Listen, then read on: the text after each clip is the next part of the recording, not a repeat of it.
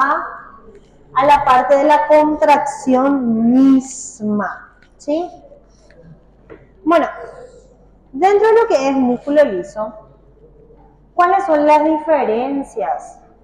La diferencia ¿cuál es una de las principales diferencias en cuanto a la voluntad? ¿El músculo liso es un músculo voluntario o involuntario?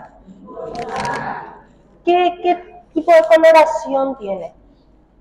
Es un músculo más blanco por la carencia de mioglobina. Sí, tiene menos mioglobina, es un músculo más blanco, suele ser. Ahora, cuando hablamos de músculo liso, tiene una forma celular fusiforme. No tiene las típicas características de un sarcómero.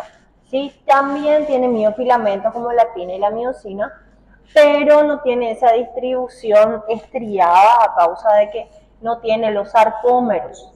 ¿Sí? Entonces, esta distribución fusiforme hace que la fibra muscular tenga esta forma, como que más gruesa en el centro y se va afinando, se va achatando en las extremidades con su núcleo central. Normalmente estas células o estas fibras musculares las vamos a encontrar en dos formas, el músculo liso unitario y el músculo liso multiunitario. El multiunitario se encuentra principalmente a nivel de el ojo y la piel. Ojo a nivel del iris o a nivel ciliar y en la piel a nivel de los músculos piloerectores, que es el que hace el que se eriza la piel, ¿verdad? Entonces, estos son los lugares donde los vamos a encontrar. ¿Por qué se le llama multiunitario? Porque son varias fibras musculares, pero estas fibras tienen un aspecto separado. Tienen un aspecto que está un poco más así distribuido y normalmente cada fibra muscular tiene su inervación. ¿Sí? Tiene su inervación propia. ¿Sabes? Entonces, estos músculos cuando se contraen es como que se van contrayendo de forma independiente, de acuerdo a cuál es el nervio que fue estimulado. ¿Sí? Entonces, esa es una característica. Ahora, el músculo liso, el músculo liso unitario o monounitario no quiere decir que tiene una sola fibra muscular. ¿Sí? También tiene varias fibras musculares, pero estas fibras musculares tienden a estar muy unidas. Tienen sus membranas, las membranas de estos músculos, de estas fibras musculares, tienden a unirse una con otra en sus hendiduras. Entonces están tan íntimamente relacionados que macroscópicamente parecen un solo músculo. ¿Sí? Parecen un solo músculo, por más que sean varias fibras, pero están unidas y parecen un solo músculo y tienen la característica de que cuando reciben inervación prácticamente se contraen todas juntas. ¿Sí? Esa es otra característica. Entonces, dentro de lo que es el músculo liso el músculo liso unitario, acá están unidas, conectadas mediante uniones intercelulares comunicantes, ¿sí? Las gap junctions, que hace que, dice, de esta manera los potenciales de acción se transmiten de una fibra a la siguiente y hace que las fibras musculares se contraigan juntas, una contracción simultánea, ¿sí? Que luego va a ser especialmente el peristaltismo, ¿verdad? En lo que es el sistema digestivo.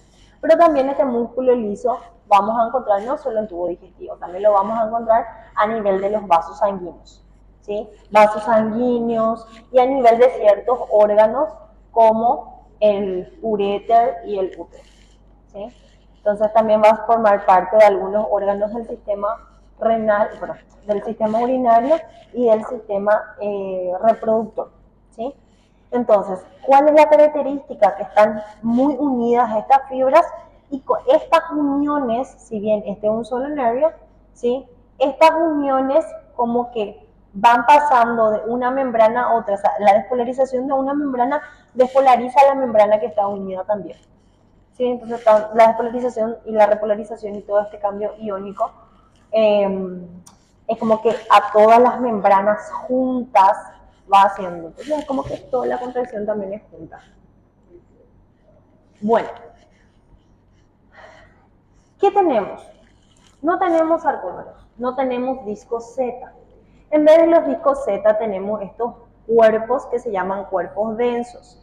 A partir de estos cuerpos densos van a salir los filamentos finos. ¿Sí? Seguimos teniendo filamentos finos y filamentos gruesos. Seguimos teniendo. Entonces, a partir de estos cuerpos densos van a salir especialmente los filamentos actinos, ¿sí? Entonces, y sale de forma así radiada, ¿sí? Como un, ¿cómo se dice? Abanico, lequi, ¿sí? Sí, forma de abanico. Y en el centro se encuentran sus filamentos gruesos o filamentos de miocina, ¿sí? Entonces, estos están unidos a través, tanto cada cuerpo denso, porque el cuerpo denso puede estar en la periferia de la membrana, o sea, sobre la membrana plasmática de la célula muscular o en el interior de su citoplasma. Esos cuerpos densos pueden estar ubicados de forma esparcida o más en el citoplasma. Y estos cuerpos densos están unidos entre sí por filamentos intermedios. Estos filamentos intermedios son los que se van estirando cuando está en posición relajada o contraída, ¿sí? Entonces acá tenemos los filamentos finos, los filamentos gruesos, los cuerpos densos.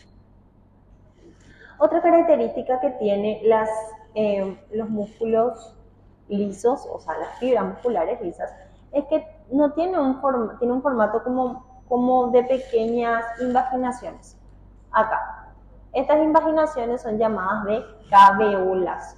Las caveolas son análogas a lo que serían los túbulos T. Recuerden que los túbulos T de las fibras esqueléticas, en ese túbulo T entraba la despolarización, ¿sí? Y ahí estimulaba al retículo endoplásmico, ¿sí? En vez de túbulos T, en el músculo liso tenemos lo que son llamadas de caveolas, ¿sí?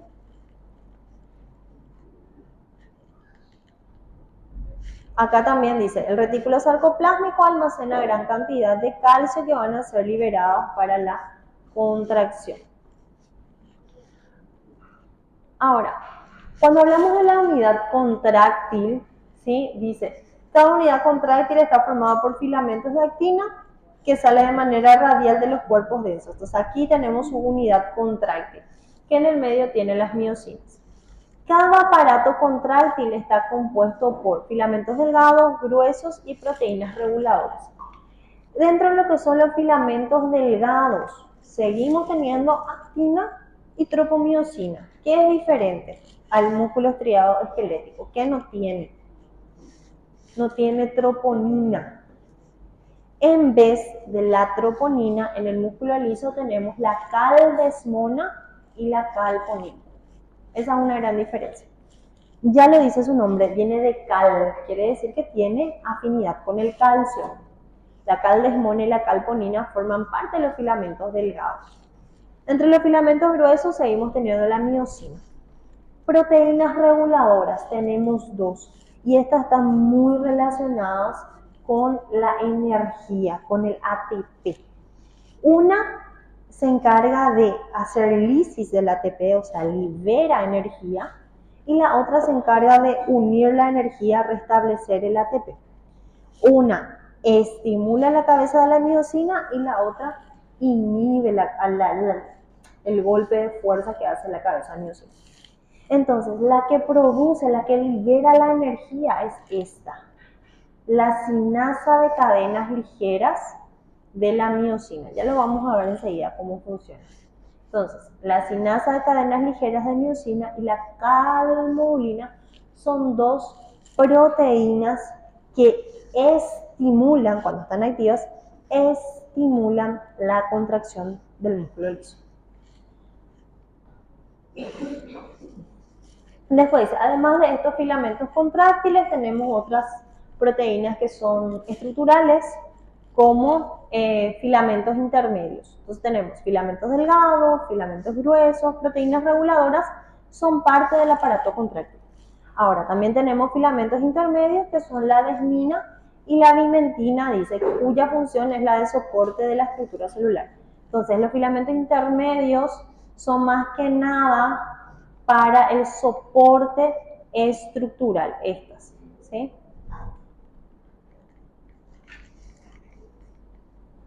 Entonces, acá vemos un poco más esquematizado lo que son los filamentos, tanto finos como intermedios. Desde filamentos finos, seguimos teniendo esto, actina, ¿sí? Seguimos teniendo la actina y este que está en lila es la tropomiosina. Entonces, la función de la tropomiosina sigue siendo la misma, tapar los sitios activos de la actina. Sigue siendo la misma. Pero recuerdan que en estriado esquelético teníamos que la tropomiosina tenía que ser quitada, ¿sí? Estirada por la troponina. En este caso no tenemos troponina, pero tenemos calponina y caldesmona. Bueno, aquí. Este verde es la caldesmona y este que está en azul es la calponina. ¿Cuál es la función de cada una? Estimuladas por el calcio, ¿sí? Estimuladas por el calcio, entonces la caldesmona, estimulada por el calcio y la calponina, lo que hacen es estirar, ¿sí? Retirar a la tropomiosina para que la tropomiosina, una vez que está fuera del lugar, pueda dejar los sitios activos de la actina disponibles. ¿Disponibles para qué? Para que la cabeza de miosina se pueda unir. En cuanto a filamentos gruesos, no hay diferencia. Sigue teniendo, la miosina sigue teniendo su cola, sus cabezas y sus cadenas reguladoras. Fíjense bien en este, cadena ligera reguladora de la cabeza de miosina. ¿Sí? Otra vez, cadena ligera reguladora de la cabeza de miosina. Esto sigue teniendo igual, ¿sí? Miosina prácticamente no cambia. Lo que va a cambiar es el lado en que va a mover las cabezas, pero mucho no hay diferencia en eso. Entonces, para que esta cabeza de miosina se pueda unir a la actina tiene que estar libre. ¿Y cómo va a estar libre la actina? Y cuando sale la tropomiosina. ¿Y quién le quita la tropomiosina? Y bueno, la caldesmona y la calponina. Que es activado justamente por el calcio, ¿verdad? Prácticamente es muy el nombre. Entonces, vamos a ver, ¿qué más tenemos acá? Acá entonces vemos. Acá ya vimos ya actina, tropomiosina, caldesmona, calponina. Aquí tenemos los cuerpos densos, ¿sí? Y los cuerpos densos están sujetados por proteínas estructurales, que son estos filamentos intermedios. ¿Filamentos intermedios de qué? De desmina y bimentina. ¿Cuál es la función? Y bueno, uno los une, ¿sí? Hace soporte del cuerpo denso dentro de lo que son dentro del citoplasma de la célula, pero también hace soporte en la membrana de la célula. Porque recuerda que los cuerpos densos están distribuidos sobre la superficie de la membrana muscular, pero también en el interior de la fibra muscular. Entonces ahí tenemos. Estos serían los verdecitos, los filamentos de actina y acá las cabezas de miosina. Acá lo que tenemos es doble, ¿sí? Cabeza, las cabezas de miosina se unen a ambos lados aquí a la actina. Entonces puede ser una contracción como la esquelética, la estrella esquelética, el golpe de fuerza que atrae hacia la línea media a la actina, o puede ser para lados diferentes. ¿Sí? Esto ese tiene movimiento, porque si se fijan acá, esta cabeza va a hacer su golpe de fuerza para allá, pero las cabezas de abajo van a hacer su golpe de fuerza para acá. ¿Sí? Entonces a eso se le llama de polaridad lateral o bipolares. ¿Sí? Pero no es ya muy denso, ya es muy profundo. Simplemente para conocerlas y entender. Ok, este ya lo vimos. Vamos a ver ahora acá el mecanismo, la importancia del calcio dentro del músculo liso. ¿Dónde nosotros tenemos principalmente la concentración del calcio? En cuanto a si espacio intracelular, extracelular, ¿dónde hay mayor cantidad? ¿Calcio dónde? Y en el espacio intracelular, ¿dónde encontramos principalmente calcio? En el retículo sarcoplásmico. Entonces, tenemos calcio que está fuera de la célula, espacio extracelular, y calcio dentro del retículo sarcoplásmico. ¿Dónde hay poco calcio? En el citoplasma del músculo, ¿sí?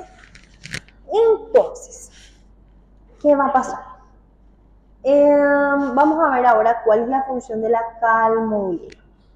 Entonces, la contracción del músculo liso es iniciada por la entrada de iones calcio. El calcio entra a la célula de dos formas. Obviamente, tiene que haber primero un potencial de acción.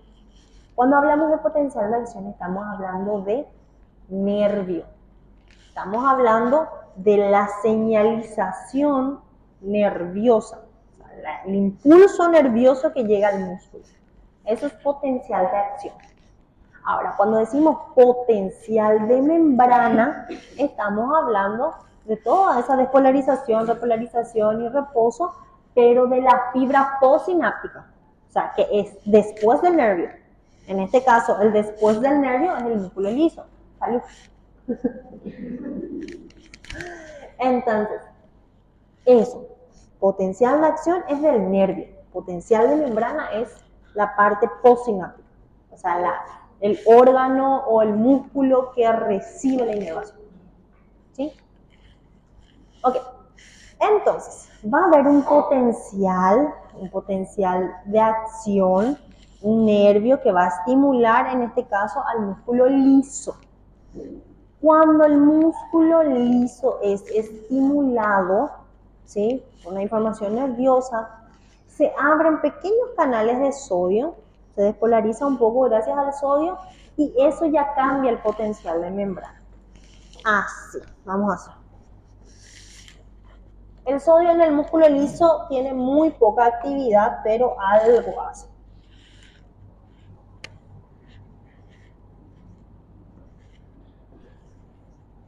Ahí está la metodología.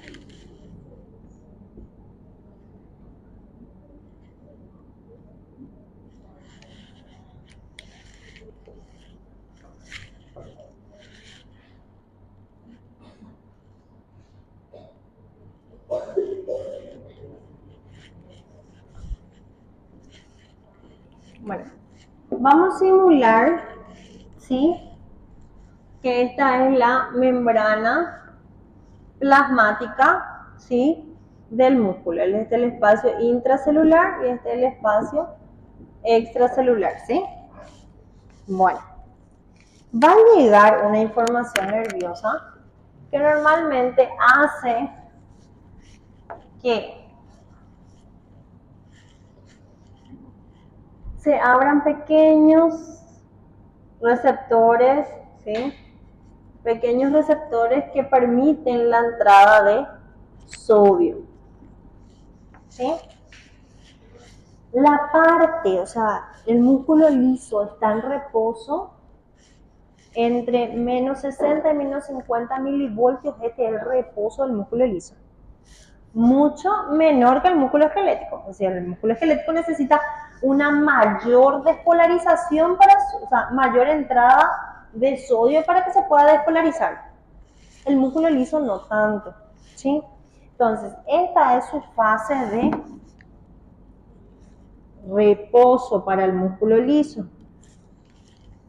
Entonces, la pequeña entrada de sodio cambia el potencial de membrana un poquito hacia positivo. ¿Sí? Esa entrada, ¿sí? Esa entrada de sodio, esa pequeña entrada de sodio, es suficiente estímulo, o sea, ejemplo, no quiere decir que es así, pero vamos a ponerle a menos 20. Sí, súper ejemplo. ¿Sí? Entonces, este que es menos 50, entró un poquito de sodio y subió a menos 20. Está subiendo la curva hacia el positivo. Ese cambio de voltaje, ¿sí? Hace que en la membrana del músculo, ¿sí? Produzca la entrada de calcio. Este es canal iónico, o también conocido como canal de calcio. Canal de calcio activado por voltaje. ¿Y dónde está el voltaje? Y acá. Este que se despolarizó en chiquitito. Este que subió la curva para positiva. Ese es suficiente señal, suficiente estímulo para que se abran los canales de calcio y entonces el calcio extracelular pueda estar en el interior de la célula. Pero también ese cambio estimula, ¿sí?, a que el canal de calcio del retículo sarcoplásmico libere calcio aquí. Entonces, el pequeño cambio de voltaje en el interior de la fibra muscular es estímulo para que se abran los canales iónicos o canales dependientes de voltaje. ¿Canales de qué? Canales de calcio. De esa manera, dice, la despolarización, que es esta, permite al calcio extracelular entrar por medio de canales tipo L que se encuentran en las caveolas de la membrana. ¿Dónde se encuentra esto? Esto se encuentra acá, en estas caveolas, acá, en estas hendiduras. ¿Sí? Y una vez que entró acá está el retículo sarcoplásmico. Entonces, esta entrada de calcio por las caveolas ya estimula también al retículo sarcoplásmico, porque esto está yendo para positivo, a que el retículo sarcoplásmico libere más calcio, entonces lleva la curva hacia la despolarización, hacia el positivo. ¿Sí? Ok. Entonces dice, por consiguiente, la fuerza de la contracción del músculo liso depende muchísimo de la concentración de iones calcio que hay en el líquido extracelular. Los iones calcio promueven la liberación de más calcio al retículo sarcoplásmico por medio de un proceso llamado liberación de calcio inducida por calcio. Es lo que le estaba diciendo. Si acaso en las caveolas, al lado de las caveolas está el retículo sarcoplásmico.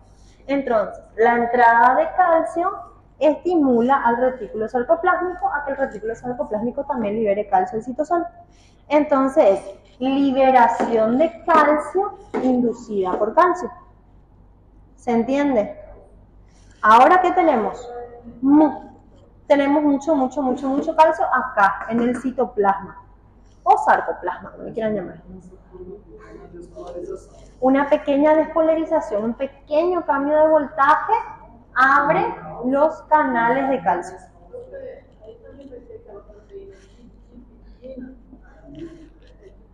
Dihidropiridina. Sí.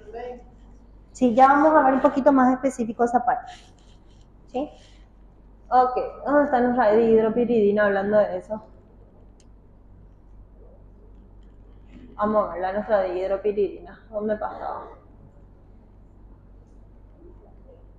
Ah, eso estaba en la parte de potencial de acción, ¿verdad? Sí. Ahí está. Entonces, la dihidropiridina lo que va a hacer es quitar el tapón, ¿sí? O receptor de rianodina. Entonces, este receptor de rianodina lo que hace es darse cuenta que hay un cambio de voltaje. Entonces, ese receptor de rianodina estira a la proteína dihidropiridina, entonces está libre este canal para liberar calcio. ¿Sí? Trayendo un poco a colación lo que es la última parte potencial de acción totalmente.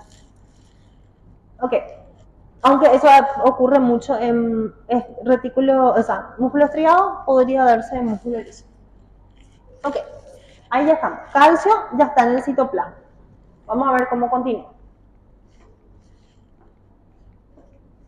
Ok, acá dice, los iones calcio se combinan con una proteína que está suelta en el citoplasma que se llama calmodulina para causar la activación de la miosina sinasa y la fosforilación de la cabeza de miosina. Entonces, acá, el calcio ingresó del espacio extracelular y se liberó del retículo sarcoplásmico. Yo tengo calcio ahora libre. Este calcio se va a unir con la calmodulina, una proteína que está en el citoplasma del músculo liso. Entonces, ahora yo tengo un complejo calmodulina-calcio o calcio-calmodulina, como lo quieran llamar, ¿sí?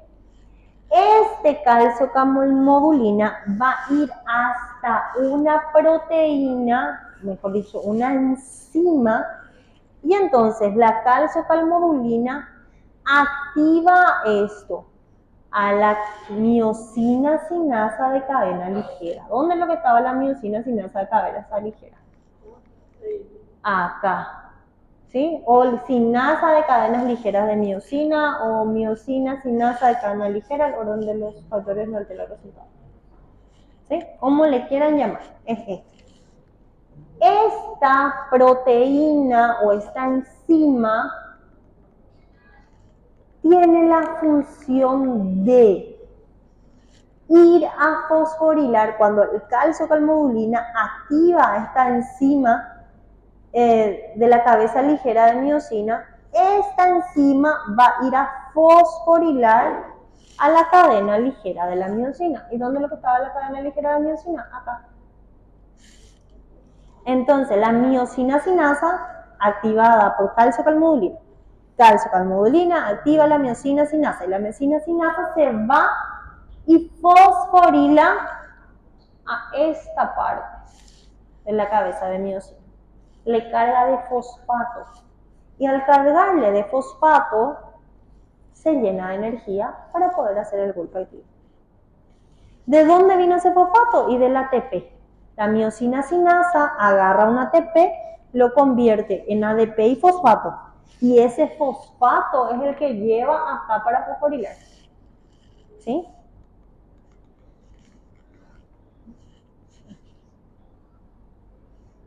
Entonces dice, los iones calcio se combinan con la calmodulina, el calcio-calmodulina activa la miosina sinasa y esta miosina sinasa fosforila a la cabeza de miosina en su cadena ligera.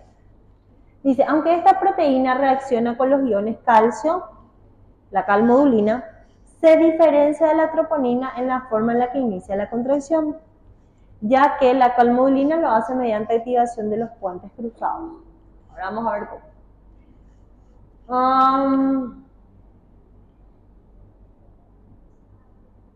Acá es lo que les estaba explicando nomás, en el texto lo que les expliqué.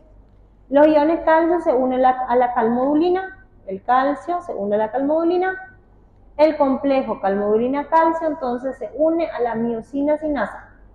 ¿Sí? Se une el calcio-calmodulina a la miosina sinasa y la activa. ¿Sí? Una de las cadenas ligeras de la cabeza miosina, llamada cadena reguladora, se fosforila por la acción de la miosina sinasa. Entonces, esta miosina sinasa activa la cadena ligera de la miosina a través de fosforilación. Acá, fosforila acá. La cadena reguladora. Después dice, cuando la cadena reguladora se ha fosforilado, la cabeza de miosina es capaz de unirse al filamento de actina originando así la contracción del músculo, ¿sí? Entonces, ocurre esto. Acá. ¿Dónde está unido? ¿Dónde está unido? ¿Dónde está unido? No sé dónde está la imagen, dónde está unida. Acá, ¿sí? Cuando la cabeza de la miosina está fosforilada, entonces se puede unir a la actina. Cuando no tiene fosfato, entonces no se va a unir. ¿Entienden? Por eso dice acá. Cuando la cadena reguladora se ha fosforilado, la cabeza miosina es capaz, acá dice, la cabeza no me dice, pero se entiende que es de la miosina, ¿verdad? ¿O quieren que le especifique? Cuando no me responden, así tipo, es porque quieren que le especifique. Bueno, vamos. Ahí la cabeza de la miosina es capaz entonces de unirse al filamento de actina. Y así ocurre la contracción. Cabeza fosforilada, se une a la actina, ocurre golpe activo. Dice, cuando esta cadena no está fosforilada, no puede producirse la unión, el ciclo de unión-liberación. Por lo tanto, la cabeza de la miosina no se une a la actina. Solo se puede unir cuando está fosforilada. La contracción solo ocurre cuando la cabeza de la miosina en su cadena reguladora está fosforilada. Normalmente, en el músculo estriado esquelético es así. Terminó de hacer el golpe activo, se suelta el fosfato y se va. ¿Sí? Ese es el estriado esquelético. Pero el liso, en el músculo liso no es así. En el músculo liso no es que el fosfato se suelta nomás y se va. Necesita de otra proteína. Necesita de otra enzima que quite el fosfato ahí de la cabeza. Y esa enzima que quita el fosfato se llama miosina fosfatasa. Entonces, cuando ya no quiero, la despolarización ya llegó a su punto máximo, ya no quiero que haya contracción, quiero que el músculo se empiece a relajar, entonces ahí viene la miosina fosfatasa, ¿sí? Y esta miosina fosfatasa le inactiva, ¿sí?, a estas dos, a la miosina que está fosforilando, ¿sí?, le inactiva, entonces esta cadena ligera de la miosina, la cadena reguladora, pierde su fosfato.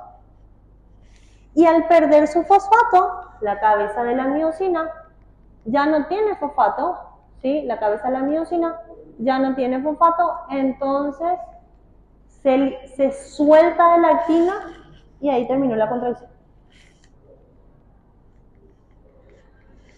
Pero para que ocurra eso, para que empiece a actuar la fosfatasa de la miosina, se da de la siguiente manera. Este es un resumen, ¿sí? Resumen de lo que es el mecanismo de la contracción del músculo liso. Entonces, la contracción acá, esta es la parte de la contracción.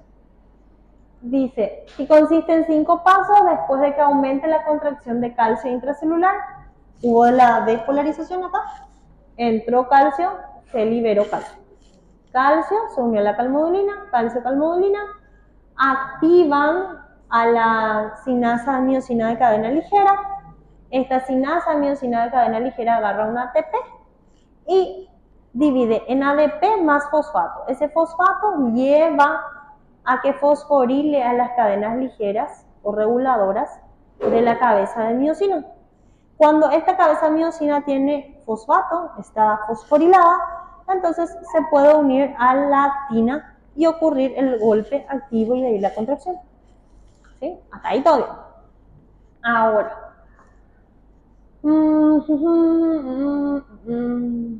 Okay.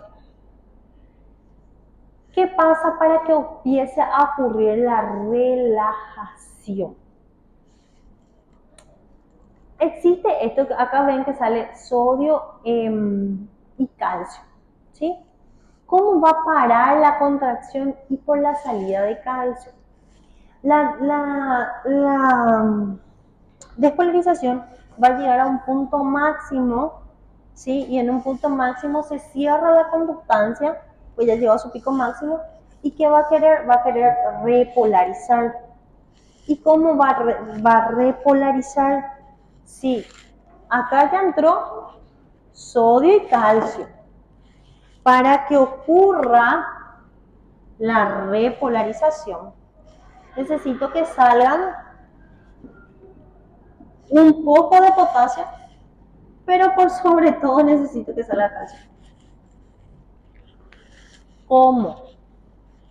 ¿Cómo se va a dar esa salida? ¿Sí?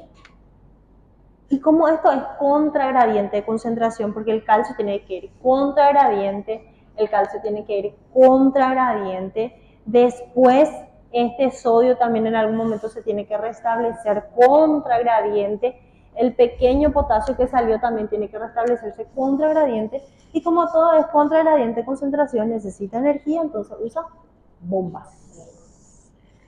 Y ahí entran las bombas de sodio y potasio y las bombas de calcio a actuar. Entonces, gracias a las bombas, a ver si tengo otro colorcito. Gracias a las bombas, el calcio se guarda. Gracias a las bombas, el calcio se expulsa, ¿sí? Pero también puedo usar contratransporte o cotransporte, ¿sí? Acá, por ejemplo, está mostrando un contratransporte de sodio y calcio. El calcio busca la forma de ir a sus sitios originales, ¿sí? A su sitio de mayor concentración. Entonces, como el calcio ya se va guardando, el calcio va saliendo, deja de haber esta unión calcio-calmodulina. Y si no hay calcio-calmodulina, el complejo calcio-calmodulina, la miosina, esta miosina sinasa, ¿dónde hay miosina sinasa? Bueno, esta miosina sinasa se vuelve inactiva. Como acá ya no hay calcio-calmodulina, esta miosina sinasa se vuelve a inactivar y ahí es donde entra la miosina fosfatasa a quitar los fosfatos de la cabeza de la miosina. Si la miosina no está fosforilada, no se puede unir a la actina. Y ahí terminó la contención. ¿Por qué? Porque el calcio se devuelve cada uno a su lugar, ocurre la repolarización, por lo tanto, no hay calcio, no se une a la calmodulina, calcio-calmodulina no se une más, o sea, a la miosina sinasa, se inactiva, y una vez que se inactivó, entra a actuar la miosina fosfatasa a quitar los fosfatos. Si no tiene fosfato en la cabeza de la miosina, no se puede unir a la actina, si no se une a la actina, no hay contención.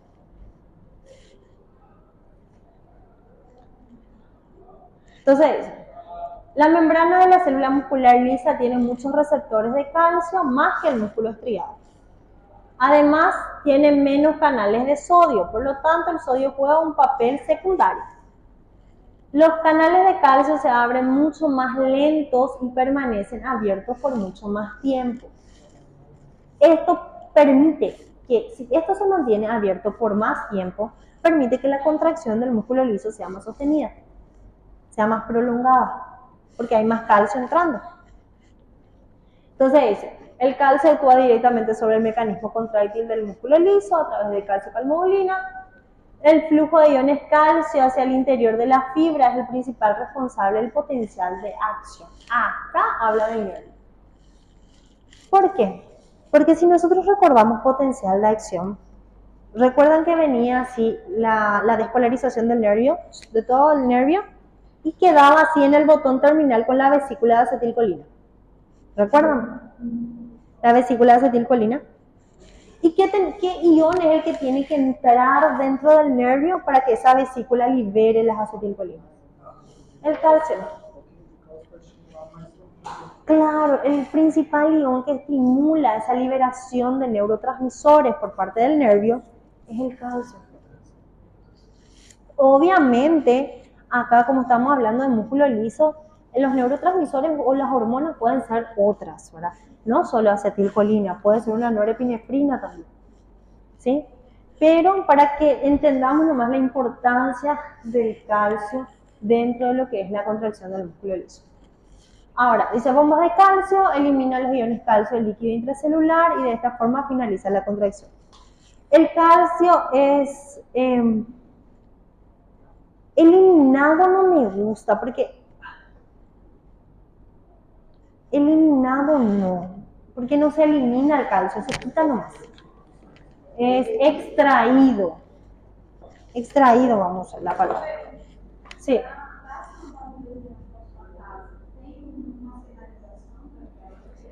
Eh, digámosles, a ver, la que me escribí todo y ahí ya te conté.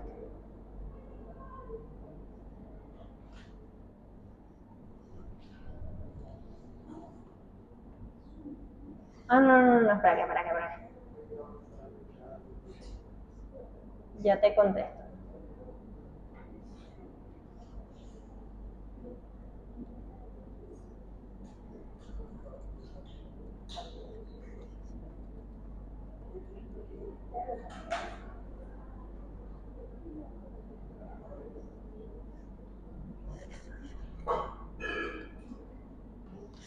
Bueno, ¿cómo es estimulada la fosfatasa? Fosfatasa, ¿verdad? La miosina fosfatasa. Bueno, por dos motivos. La primera, la disminución del calcio. ¿Por qué? Porque si hay poco calcio, la miosina fosfatasa está impidiendo que la cabeza de la miosina tenga fosfato.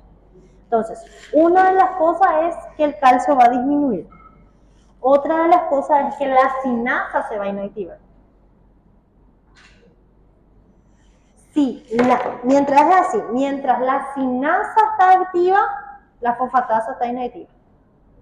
Y lo contrario, si la sinasa no está funcionando, entonces la fosfatasa está evitando que los fosfatos se unan en la cabeza miosina. ¿Y quién es el que hace este juego de quién, si se activa la sinasa o la fosfatasa? El calcio. Entra calcio, sinasa. Sale calcio, fosfatasa. Hacen... No, si lo puedo llevar así. Ok. Entonces dice, el calcio es extraído por bombas de calcio que lo bombean fuera de la fibra del músculo liso hacia el espacio extracelular y también lo devuelven, ¿sí?, hacia el interior del retículo sarcoplasma. Vamos a ver.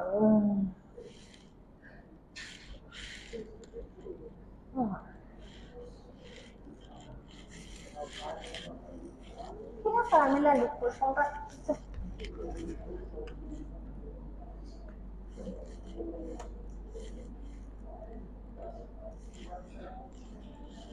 Fíjense ahí. Esto ustedes van a llevarlo todo lo que les expliqué, le puse en video. Ahí está la contracción gracias a las fibras. A ver si puedo parar. Fíjense acá. Estas son las caveolas, ¿sí? Y en cierto punto acá están los cuerpos densos. Acá no se ve, pero acá en las uniones están los cuerpos densos. Y estos son los filamentos intermedios, ¿sí?, que dan como sostén al cuerpo denso.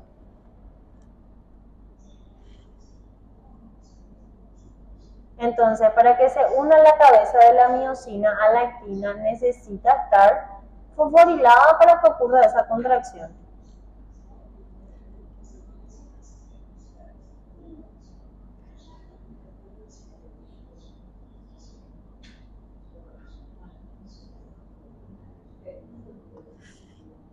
Se dan cuenta que ahí la cabeza, la miosina nunca se mueve de su lugar. ¿Sí? La miosina siempre se mantiene en su lugar. Lo que se van acortando son los filamentos de actina. O sea, los filamentos finos, porque ahí están no solo actina, está tropomiosina, calresmona, calponina, demás, ¿verdad?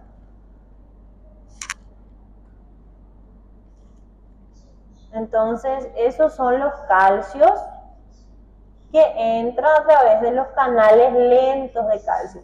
Ahí decía canales L. ¿Me acuerdan? No sé si vieron la diapositiva, canales L significa canales lentos. Ahí están los canales de calcio, va entrando calcio. Ahí estimula a que se libere también el calcio el retículo sarcoplásmico.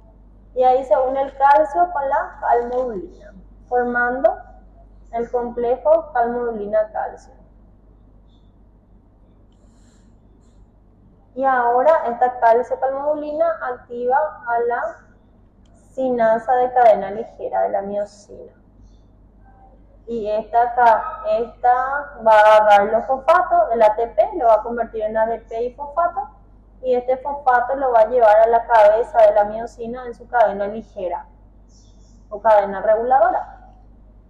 Ahora la cabeza de la miosina ya tiene fuerza para hacer la contracción, o sea, para unirse a la actina y realizar la contracción. Fíjense que acá muestra supuestamente, los sitios activos. Wow. Dice, hasta que disminuye el calcio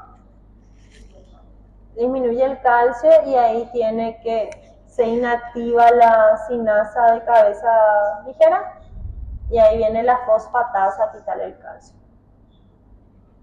Y como ya no está ahí, ya no perdió su fuerza. Y si pierde su fuerza ya no se puede hacer la contracción.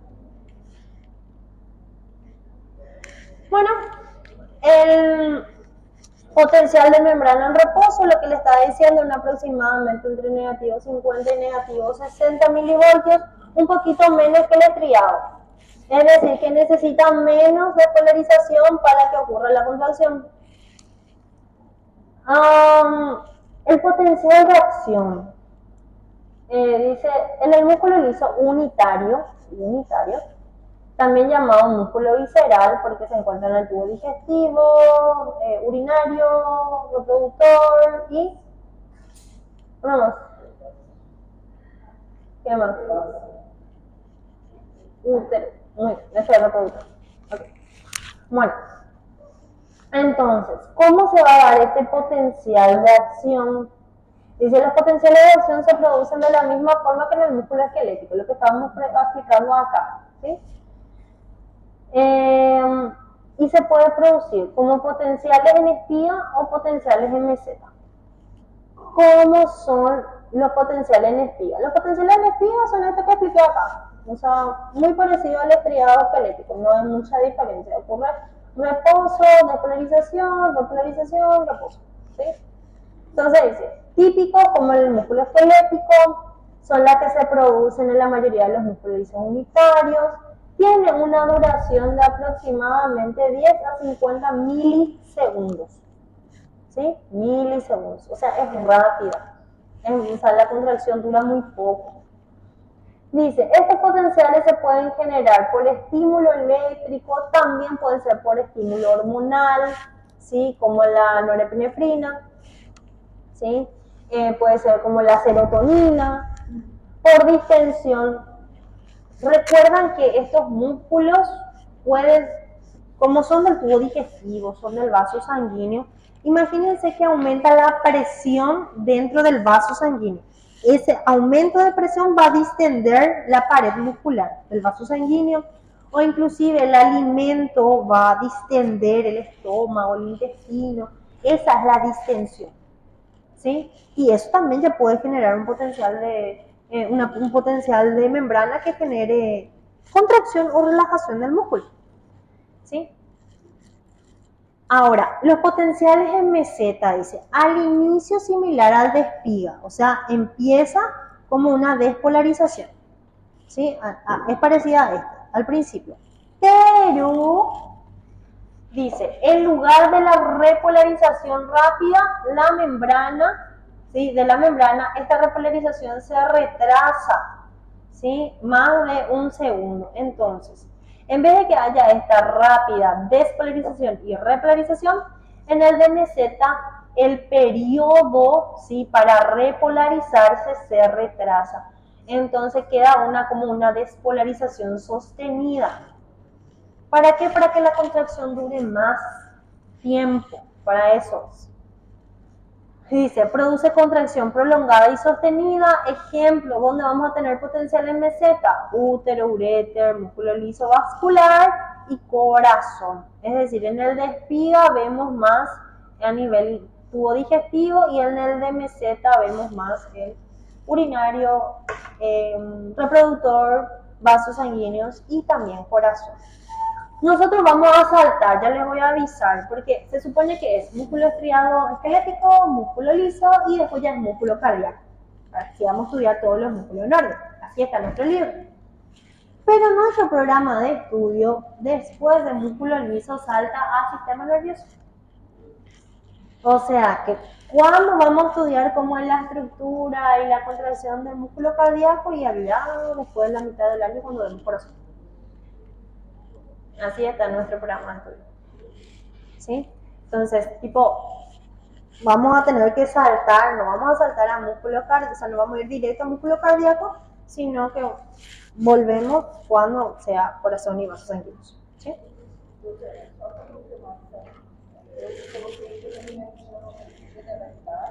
Aí sistema nervoso, daí endócrino, gastro, aí depois que a carne. Sí. Desde agora é renal e hemo.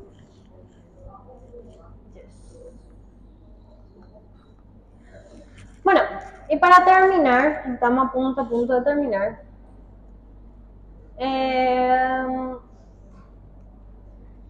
Las ondas lentas, adelante.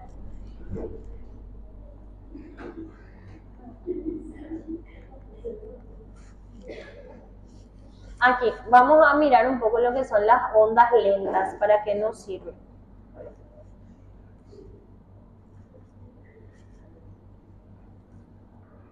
Ok, ¿cuándo tenemos potenciales de onda lenta?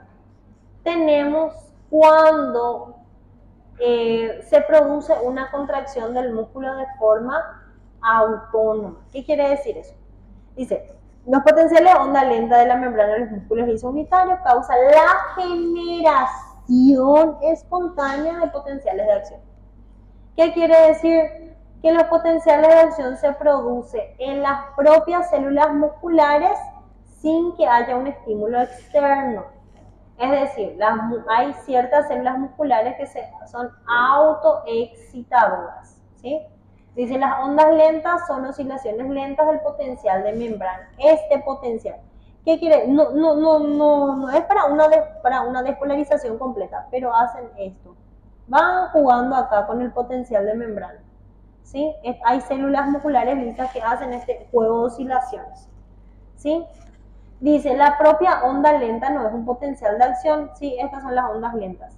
Sí, no es un potencial de acción. Recién necesita un estímulo mucho más fuerte para que haga una despolarización completa. Dice, por lo que se pueden iniciar potenciales de acción cuando la onda lenta supera un valor de negativo 35 milivoltios. Es decir, este juega acá, fíjense, acá tiene 40 y 60. El de las ondas lentas hace esto, acá va jugando. Cuando este potencial supera los 35 milivoltios, ahí recién puede ocurrir la despolarización completa para que ocurra la contracción. Dice, ¿por qué ocurren estas ondas lentas? Pueden ser por dos causas. Oscilaciones en la actividad de la bomba de sodio, lo que hace que el potencial de membrana sea más negativo cuando el sodio es bombeado rápidamente y menos negativo cuando el sodio es bombeado lentamente. Es decir, la bomba de sodio y potasio empiezan a jugarse, ¿sí? Para estabilizar al potencial de membrana. Y también porque dice, la conductancia de los canales iónicos puede aumentar y disminuir rítmicamente. ¿Cuáles son los canales iónicos? Los de calcio. Lo que sí que el juego de iones, ¿sí? Pueden llevar a que haya oscilaciones acá, de negativo 60 a negativo 40, y después recibe un estímulo un poco más fuerte y ahí recién se despolariza por completo.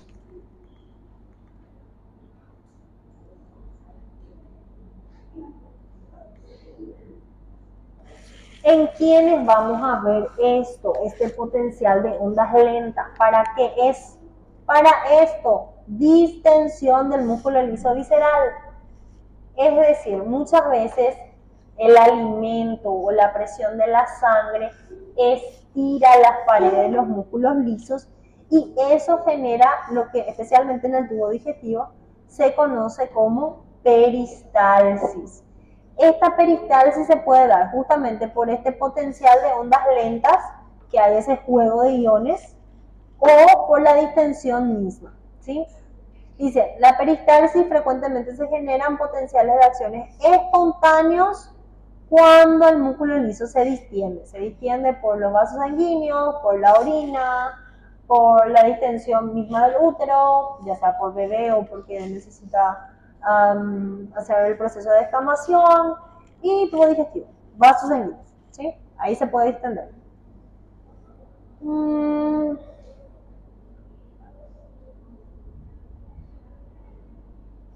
esa es la peristalsis.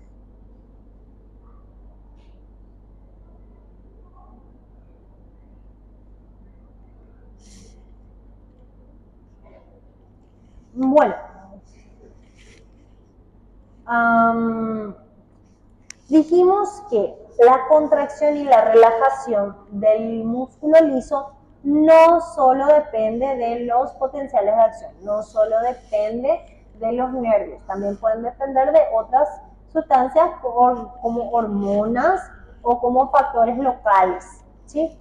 Ok, entonces dice, de acuerdo a los factores tisulares, o sea, la liberación de las hormonas, por ejemplo, dice, la relajación de los músculos lisos de los vasos sanguíneos se produce como respuesta a factores tisulares locales. La respuesta vasodilatadora es sumamente importante para el control local del flujo sanguíneo. La mayoría de las hormonas que circulan por el cuerpo afectan en cierta medida la contracción del músculo liso. Una hormona causa una contracción cuando la membrana celular del músculo tiene receptores de excitación para dicha hormona. O sea, por ejemplo, si la membrana del vaso sanguíneo tiene receptores para la angiotensina 2. Cuando la angiotensina 2 esté liberada en el torrente sanguíneo, esta angiotensina 2 va a producir la contracción, la vasoconstricción, ¿sí? Y hay otras que son estimulantes de la relajación. Vamos a ver cuáles son las hormonas después que sirven para contracción de los vasos sanguíneos o contracción del músculo bronquial, por ejemplo, y cuáles son de relajación, ¿sí? Vamos a ver eso cuando demos sistema simpático y parasimpático y cuando demos endógeno. Ahí vamos a ver, conocerle mejor la función de las hormonas, ¿sí? Entonces, acá lo que quiere decir es, tiene receptores para ciertas hormonas y si las hormonas están disponibles van a actuar sobre esos receptores para contraer o para relajar, ¿sí? Bueno,